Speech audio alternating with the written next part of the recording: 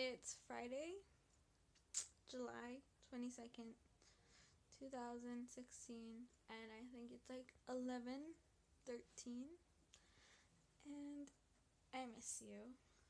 So I decided that I'm gonna sum up my week for you until you come back and try not to go on for too long. So,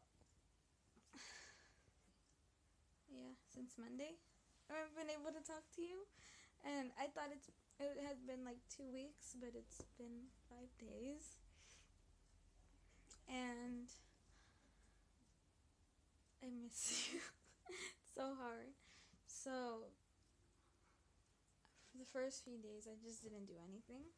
I just stayed home and did nothing, and the sighting is so harsh. Now it's Friday, and let's see. I went to a cafe with Jess like twice. That was fine. Today, I think today was probably the most eventful day. Oh, Wednesday or Thursday night. I can't remember. It was like 12 o'clock at night, and I was hearing people talk outside of my house. And I don't know if you know this, my neighbor is, that's a whole other story video for itself. And usually people are high or drunk or angry outside of my house because his house is right there. And so I'm used to people yelling at night, but I heard someone like talk into a radio like, oh, we need an officer that speaks Spanish. And like I hear so many voices. I'm like, there's so many people out there. There's one person struggling to speak Spanish, but I guess like nobody could. So me being the great person that I am, I stepped out, no shoes, always, and no jacket at like midnight. And it was cold and windy because it's San Francisco. It's not like Pittsburgh. And so this lady went to a guy that lives down the street's house asking for $600, but she didn't know him. She didn't know his address either, but somehow she knew his house even though she didn't know him. So me and the cop were just like, okay. He didn't believe her. But yeah, so supposedly he robbed her because he was like, okay, I gave you $600, now let's have sex. And she's like, bitch, and she left. And so he came after her, beat her up, took her money, threw her purse, and then she called the cops. So I translated because nobody understood what she was saying, and they got the whole story like twisted. So that's what happened Thursday, Wednesday night. I don't know. Doesn't really matter. All that matters is that it happened. And then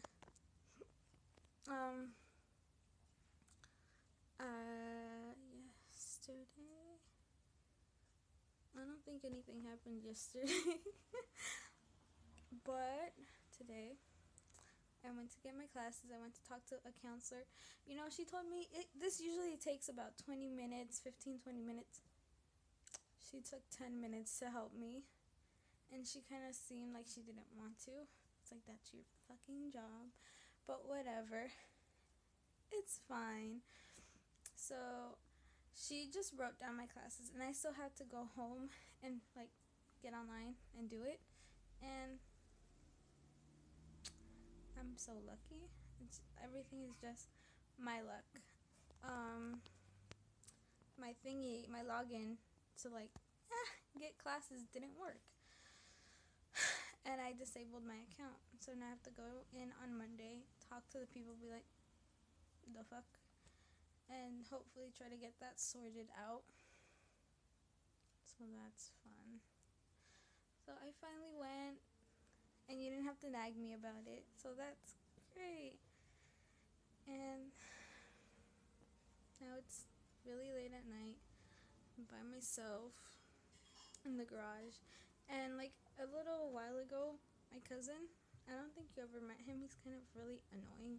He came with a friend. They're both drunk. They're talking. And the dude sits down in like chair that I'm in. Fun. And he's like, how old are you? 18. I wanted to say 17, but my cousin was right there, and he'd be mad if I lied to his friend. So I'm 18. Oh, you're too young. Wait, what? Yeah, I don't date anyone younger than me. Like, so, okay. And then he's like, so just in case you thought I was attractive or whatever, I'm sorry. I was like, it's such a pity. I feel so sad. And yeah, he sat down like my dad's chair, and I was on the couch, obviously. And he's like, "Is what I said to you inappropriate?" It's like, I guess not. So that's basically all I have to tell you. I think. I don't know. Just miss you a lot. It's only been 5 days and I'm so upset about it. So